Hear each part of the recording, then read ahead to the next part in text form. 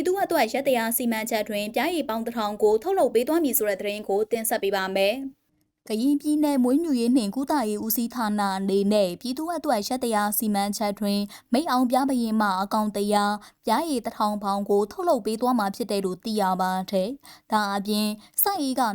2640ကိုဝင်းမုံကူဝန်ဆောင်မှုပေးသွားမှာဖြစ်တဲ့အပြင်တောင်သူများပြောင်းမွေးမြူသက်စေရန်ပြောင်းမွေးမြူရေးပညာပေးသင်တန်းကိုလည်း၄ချိန်အထိဖွင့်လှစ်ပေးသွားမှာဖြစ်တယ်လို့သိရပါတယ်။အဆိုပါပြောင်းမွေးမြူရေးပညာပေးသင်တန်းကိုကရင်ပြည်နယ်အစိုးရအဖွဲ့ရဲ့ကြီးကြပ်မှုနဲ့မွေးမြူရေးနှင့်ကုသရေးဦးစီးဌာနပြောင်းမွေးမြူမှုဖွံ့ဖြိုးရေးဌာနခွဲကဖွင့်လှစ်ခြင်းဖြစ်တယ်လို့ဆိုပါတယ်။ပြည်နယ်ဝန်ကြီးချုပ်ဦးစောမြင့်ဦးကကရင်ပြည်နယ်သည်ရေမြေတောတောင်တဘာဝအခြေခံကောင်းများရှိပြီးဒေသခံတစ်ကောင်းပြားများလည်းပေါ်များစွာမြင့်တွေ့ရာက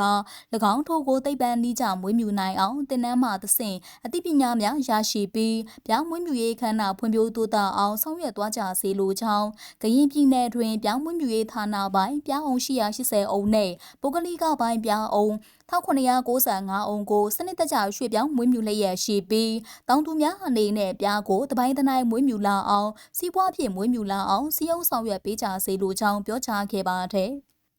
ပထမအကြိမ်တင်နန်းကိုမေလ15ရက်မှ18ရက်နေ့အထိဖွင့်လှစ်လျက်ရှိပြီးတင်နန်းတွင်ပြောင်းအောင်တောင်းအောင်၏ဖွဲ့စည်းပုံပြောင်းအောင်ကိုင်းတွယ်ထိမ့်သိမ့်ပုံရရှိမဲ့ပြားထွက်ပစ္စည်းအသုံးဝင်ပုံအကျိုးအမြတ်ပြားဖြစ်ဝတ်မုံကူပေးခြင်းတိနံအထွက်တိုးပုံများကိုစားတွေ့လက်တွေ့တင် जा ပေးသွားမှာဖြစ်တယ်လို့သိရပါတယ်ရှင်။